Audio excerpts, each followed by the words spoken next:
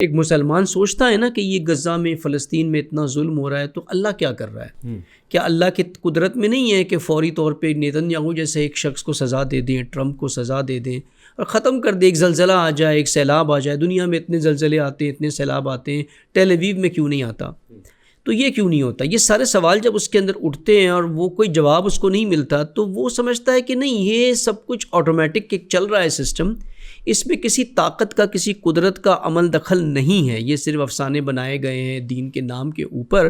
اس وجہ سے جو ہے وہ یہ تھنکنگ اس کی ڈیولپ ہوتی ہے اور وہ آہستہ آہستہ منحرف ہو جاتا ہے کہ نہیں، یہ خدا نہیں ہے۔ اگر خدا ہوتا تو پھر یہ کوئی نہ کوئی تو کنٹرول کرتا نا ان چیزوں کو جو ہو رہی ہے دنیا کے اندر، جو مشکلات اس وقت ہے۔ اگر اس کو ایسے کہیں کہ یہ سوچ ایک مرض بن جاتی ہے تو کیا یہ درست ہوگا؟ کیونکہ یہ سوچ ہے کہ یہ ٹیبل خود نہیں بنا، اس کو کسی نے بنایا ہے۔ اگر میں اس کو کہوں یہ ٹیبل، یہ میں سوچنا شروع کر دوں کہ یہ خود بن گیا تو وہ تو ایک مرض بن جائے گا۔ نہیں، دیکھیں، اگر سوچ کی بنیاد بھی کسی دلیل پہ ہے، کسی لاجک پہ ہے تو وہ مرض نہیں ہوتا نا۔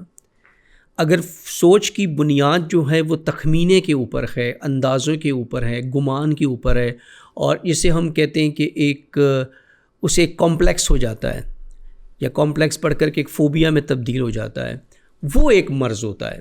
اگر اس کی بنیاد ایک لاجیکل سوال کے اوپر ہے تو وہ لاجیکل سوال جو بنیاد اس کی بنا ہے، اس کی سوچ کا ایک لاجیکل کویشچن ہے، اس کا آنسر نہیں مل رہا۔ آپ نہیں کہہ سکتے کہ یہ مریض ہو گیا ہے، شخص یہ سوال اٹھا رہا ہے، اسے مرض ہو گیا۔ نہیں، اسے اس سوال کا جواب دیں، اور جواب کے بعد بھی اگر وہ نہیں کانے کنندہ جواب دینے کے بعد بھی وہ اپنی ہٹ دھرمی پہ ڈٹا رہتا ہے تو خود ہٹ دھرمی ایک مرض ہے۔